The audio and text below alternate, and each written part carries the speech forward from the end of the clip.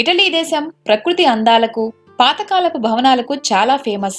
అయితే ఇక్కడ కొత్తగా కట్టే కట్టడాలకు కూడా ఏదో ఒక స్పెషాలిటీని జోడిస్తుంటారు. టూరిస్టులను ఆకట్టుకునేందుకు భిన్నంగా నిర్మాణాలు నిర్మిస్తుంటారు. ఇక్కడ ఫేమస్ టూరిస్ట్ స్పాట్ అయిన శాంటోరిని దీవి ప్రపంచంలోని అత్యంత అందమైన ప్రదేశాలలో ఒకటి. ఇక్కడ నిర్మించిన నిర్మాణాలు గీసిన చిత్రంలా ఉంటాయి. తెల్లటి, నీలం రంగులో ఉండే భవనాలు ఇక్కడ స్పెషల్ అట్రాక్షన్. ఇక్కడ ఇళ్ల గోడలన్నీ తెలుపు రంగులోనే ఉంటాయి. అలాగే పైకప్పులన్నీ నీలం రంగులోనే ఉంటాయి. అందుకు కారణాలు కూడా ఉన్నాయి. గ్రీక్ సంస్కృతిలో నీలం రంగు ఆకాశాన్ని, స్వర్గాన్ని సూచిస్తుంది. ఈ రంగుని పవిత్రంగా భావిస్తారు. అందుకే పైకప్పులకు నీలం రంగునే వాడుతారు. ఈ దీవిలో వేసవి కాలంలో వాతావరణం చాలా వేడిగా ఉంటుంది.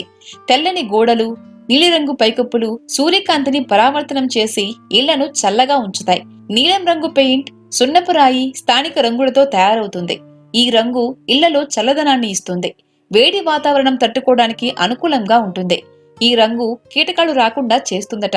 నీలం, తెలుపు రంగులు గ్రీక్ జాతీయ జెండా రంగులను సూచిస్తాయి.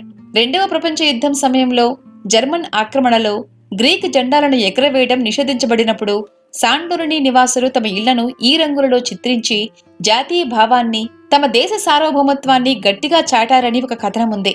అప్పటి నుంచి వీళ్ళు ఈ సంప్రదాయాన్ని పాటిస్తున్నారు.